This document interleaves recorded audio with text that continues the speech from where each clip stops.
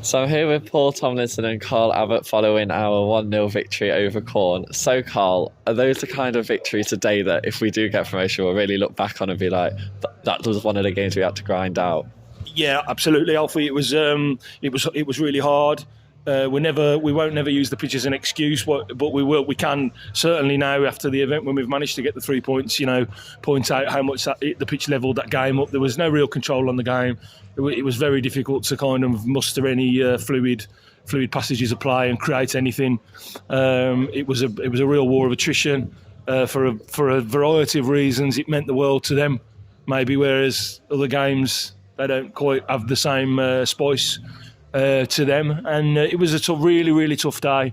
Notwithstanding the fact that they probably should have scored in their only real moments in the second half, I think we deserve to win the game. And just sheer, you huff and you puff and you blow the house down eventually. It was a case of that today. Really, really pleased for the boys.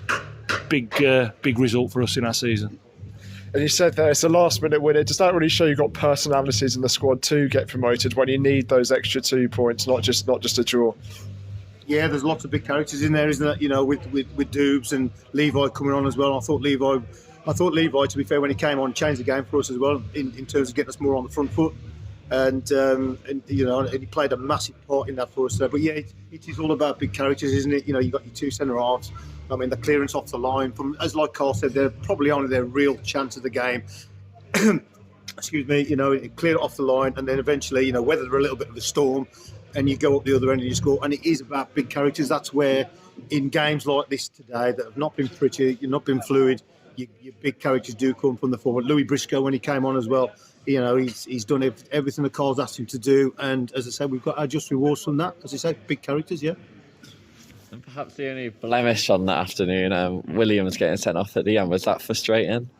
A little bit. He's picked up a yellow card in the first half, which was... do you know what? I can't actually remember. Was it breaking the play up, recovering, which is one of those things. And then, I know Levi well, the lad who he was involved in that little tangle with. He's a wily old cat, and I think he's gone to ground and he's held Doobs down, and it's looked horrendous then, hasn't it? Because Doobs, like he won't get off him. But I know Levi well, and I think Levi was pinning him to the floor.